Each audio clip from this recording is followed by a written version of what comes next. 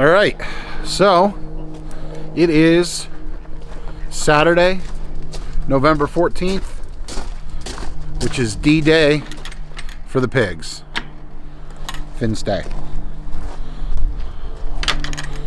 So the next logical question would be, why am I about to pick up one of those bags of pig grain and bring it out back?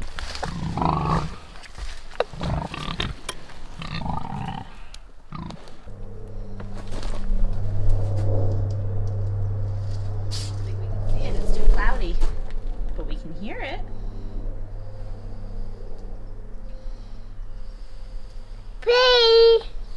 And a follow-up question might be, if I have 2 bags here,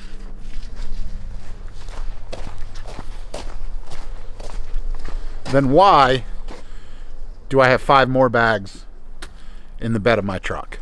Jacqueline, come here. Why don't you explain to the glorious people what happened and why we still have pigs? Our awesome butcher Dan twisted his ankle a few days ago at another job and unfortunately has to rest. So our pigs have to go about another week before they have their day. And are we happy about it? It is what it is. It's video editing Jack here. I'm sitting down in front of the computer right now, and I feel like it's important to note that despite the frustration that you hear in our voices, we're not ticked off at Dan the butcher. This was something that, wasn't his fault. He was working a job up in northern New Hampshire, and he went to jump out of a pig pen, stepped on a rock or something that was, off kilter, and hurt his ankle pretty severely. So despite the fact that it was pretty frustrating and caused us a little bit of grief, we don't want to sound like we're ticked off at Dan or anything like that. It was just something that couldn't have been helped, and it was a little frustrating. All of our customers were super understanding when we reached out to them and let them know what was going on. Everything is going to work out fine. The pigs are going to get done this Friday instead of the Saturday, so really we're only 6 days late. So that's just how it's going to go. Sometimes on the homestead, things don't work out the way you expect them to, and it's important to be able to adapt. So that's what we had to do. Let's get back to the video. This is how things transpired with the whole events leading up until today. I got a text message Thursday night from Dan, our butcher, and in the text message he basically says, hey, I messed up my ankle and I don't think 6 pigs going in the cooler on Saturday is reality. Now, if you've ever slaughtered pigs before, it's not like chickens where it's just kind of like a super quick, one and done, bingo bango.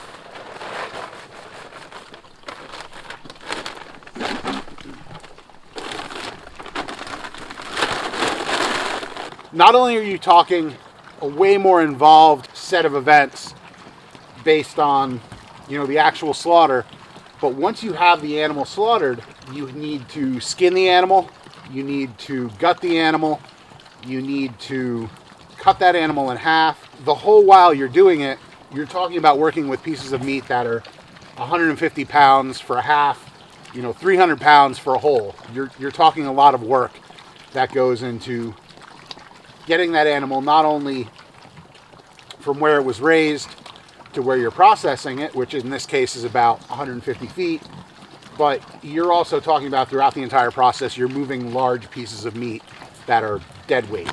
Because I know exactly how hard it is physically to process a pig, as much as it sucked when Dan told me that he had messed up his ankle, I knew that it wasn't really even worth putting the effort on him to try and do some of the pigs. He's a small operation. He's one guy doing all this work. So rather than have him come out multiple trips to do maybe 3 pigs today and 3 pigs sometime next week, I just told him, take the day, rest. If you need help, working in your cooler or something, let me know. I can come up and I can help vac seal it or whatever. And it worked out. He was super appreciative of it. He's going to take the day just to rest and heal up and kind of get back on his feet. No pun intended. And that gets tricky for us because we weren't planning on having these pigs any longer than today. I had worked out our feed purchases perfectly. I had 2 bags left over. They weren't going to get fed this morning, so I would have had 2 bags of pig feed that just would have gone to the chickens.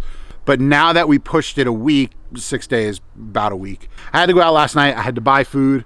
I had to mentally prepare to just have these pigs for another week. Not that it's crazy hard work. I mean, it's what we've been doing for the last 6 months, but you know, in my head, I had said, oh, Saturday, they're gone. You know, we don't have to have the pigs anymore.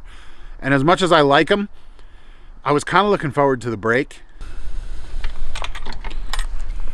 I reached out to all of the shareholders last night, and I haven't heard anything negative yet. Obviously, people were a little bummed out, some of them, because they were hoping to have their pork for Thanksgiving. But, you know, we can work with them on that. We've got pork in the freezer. We can sub stuff out. We can advance them some pork from last year. And if, you know, they really want that, that's something we can do for them. But the silver lining to come out of this is that I am able to take today and finish the duck house, which is a project long. It's been the bane of my existence for like the last 3 weeks. I had a set of plans that I had looked at, but I kind of loosely adjusted them to make something that I wanted. Ducks don't use nesting boxes, so I built a design that didn't have nesting boxes. But when I said, okay, how am I going to get the eggs out if I get rid of these nesting boxes, I decided to work on a fully hinged roof that would pop up and you could lift the roof and reach in and just grab the eggs. And then I also put in a large clean out door on the side so that when we wanted to clean out the old hay and straw that was in there, we could easily open up the side of the duck house and get that done. Behind me, you can see where we are at so far on the build. The front door is installed. You can see the large clean out door on the side there. The roof just has a big gaping hole in it. This was a part that I messed up. I assumed I would just put 1 full sheet of plywood here, not a full sheet, not a 4x8, but I assumed I would cut a piece that would fit. The problem is, from side to side, it's just over 5 feet, meaning that I couldn't use a wide piece of plywood. From the back low part to the front is just over 4 feet. So I couldn't use a traditional piece of plywood. I had to cut it up and do multiple sheets. And I didn't have the sheet that I needed to build a spot for the middle. Now that's actually not the end of the world. I'm gonna actually put corrugated roofing on top of this. Actually, it's just gonna provide a little bit more ventilation there because it'll be open in the front. But my plan is to put some trim wood right here and then put hinges into this wood so that the whole roof can lift up from the back, just like that. And then you could reach in and grab any eggs. The ducks have not been inside yet. With no ramp, they haven't had the desire to go up and in yet, but the chickens have been checking it out a lot, which is why you can see there's still some poop in there. So with pig processing being put on hold, we are going to finish the duck house today, get it done, get that crossed off my list so that these other projects that I have creeping in that I talked about in the last video, which I'll link up in the corner, we can get those started or crossed off hopefully as well. So let's get to finishing the duck house.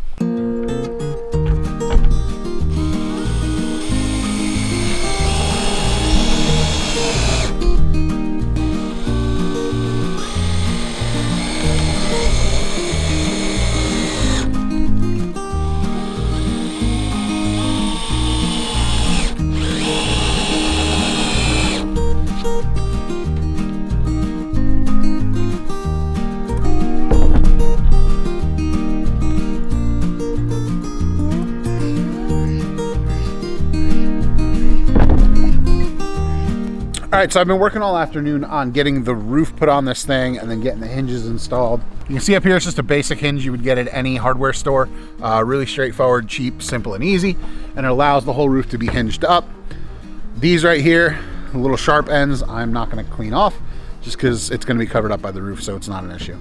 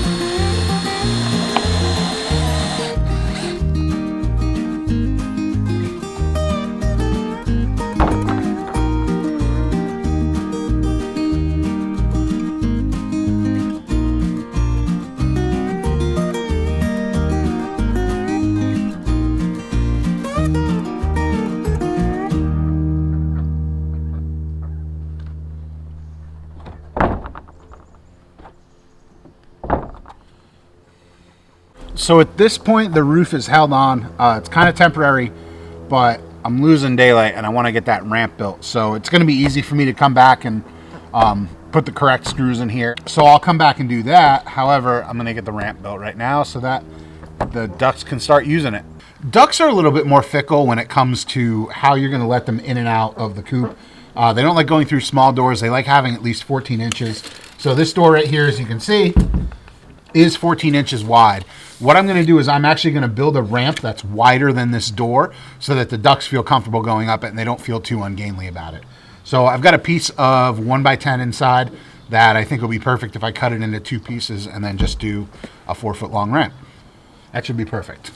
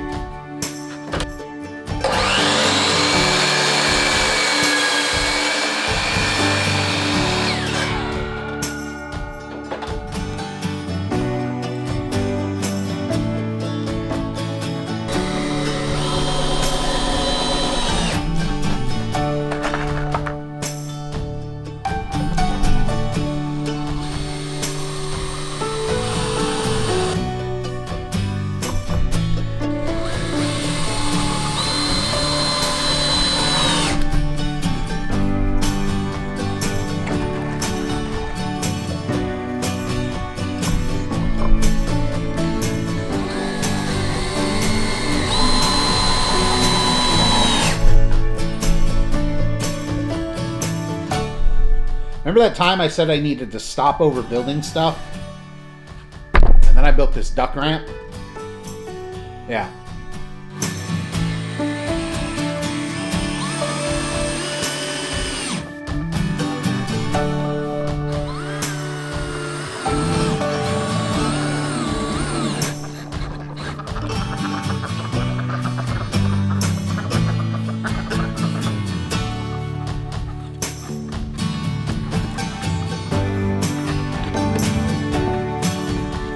Let's see how that goes.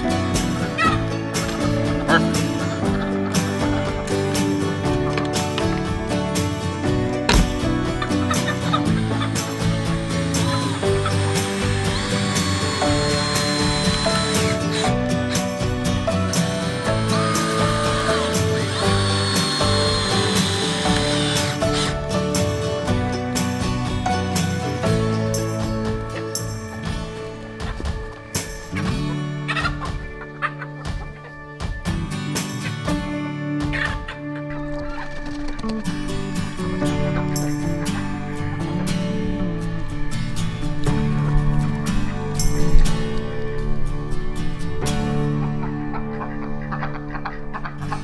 I've still got to finish trimming out the corners. Just doing a few little finish things to make it look nice.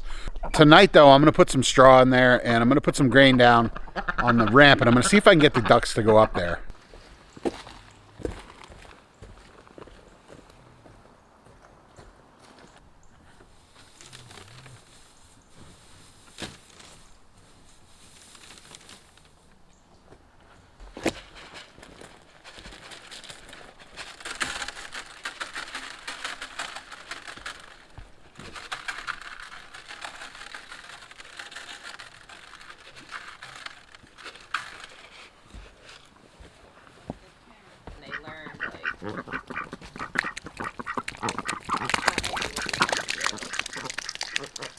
I don't think they're going to go in.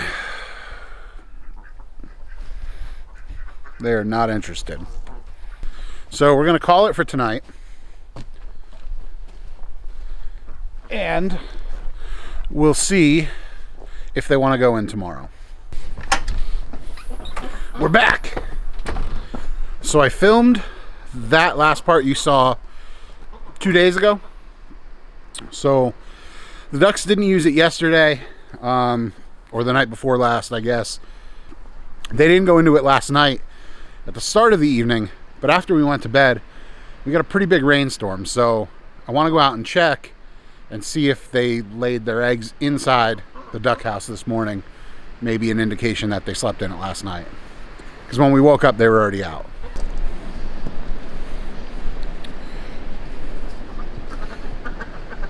Well, that's definitely a duck egg, so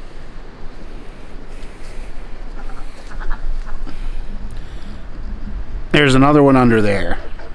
But there are 4 ducks, 2 pekins and 2 khaki campbells, so maybe some of them laid in the duck house last night or this morning. What are you doing? You're not a duck.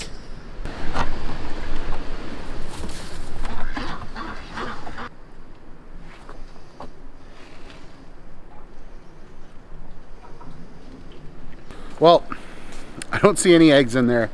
Just the one white leghorn that's decided to poke around. And looks like she's already trying to come back. I do need to figure out a way to keep this door from swinging. I noticed when I was coming out, because it's windy right now, you see all the trees blowing, that this was swinging in the wind. So maybe just a quick little latch over there. Really all that's left to do here is to keep an eye on it and make sure that eventually the ducks go in. While they're a little bit eked out by it now, the chickens have been a little bit more adventurous. The chickens have been in there. The ducks have been in there here and there. I've seen the male go in a few times, so I'm confident that eventually they will go in. I think it's just a matter of them getting used to it and eventually the weather getting inclement enough where they don't want to sleep under the chicken coop. They want to sleep in their own house. I didn't put any roosting bars in there because ducks don't roost and I wanted to keep the chickens out. So I don't think there's any chickens roosting in there that would chase the ducks out. I'll have to check New Hampshire Hut tonight and do a head count and make sure all the chickens are roosting there. We'll keep you updated as things progress with the duck house in future videos.